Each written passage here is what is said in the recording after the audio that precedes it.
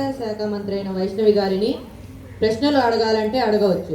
అధ్యక్ష, మన దేశం వ్యవసాయ దేశం అధ్యక్ష.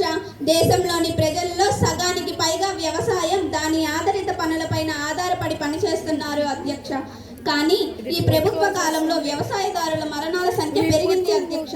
అలాగే పంట కోసం రుణాలను అడగడానికి బ్యాంకుకు వెళితే ఆ కాగితాలు తేండి, ఈ కాగితాలు తీసుకురండి అని రైతులతో ఆటలాడుకుంటున్నారు అధ్యక్ష.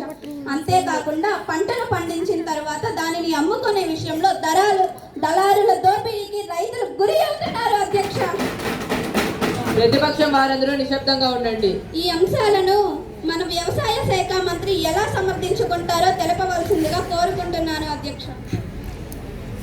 ఇప్పుడు వ్యవసాయ శాఖ మంత్రి అయిన వైష్ణవి గారిని ప్రతిపక్షం వారు అడిగిన ప్రశ్నలకు సమాధానాలు చెప్పాలని మీ సభాముఖంగా కోరుతున్నాను. అధ్యక్ష, ప్రతిపక్షం వారు మా ప్రభుత్వ హయాంలో వ్యవసాయదారుల మరణాలు పెరిగాయని అన్నారు.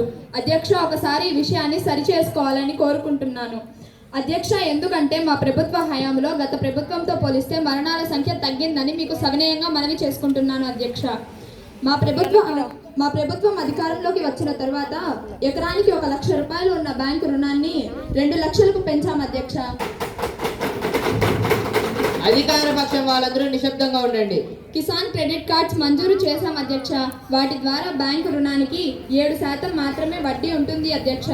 అదేవిధంగా డబ్బు కోసం బ్యాంకు వద్ద ఎక్కువగా ప్రాసెస్ ఉండదు అధ్యక్ష. కేవలం ఆధార్ కార్డు మరియు భూమి పత్రాలు చూపించి కిసాన్ క్రెడిట్ కార్డ్ ద్వారా చాలా తక్కువ సమయంలో రుణాన్ని పొందవచ్చు అధ్యక్ష. అంతేకాకుండా రైతులకు పంట పండించే సమయంలో ఎరువులు, పురుగుల మందుల కోసం రైతు బ్యాంకులోనే నేరుగా పిఎం కిసాన్ ద్వారా 6,000 రూపాయలు జమ అయ్యేలా చర్యలు తీసుకున్నాం అధ్యక్ష. ఇవన్నీ మేము వ్యవసాయదారుల మేలు కోరి మన దేశానికి వెన్నెముక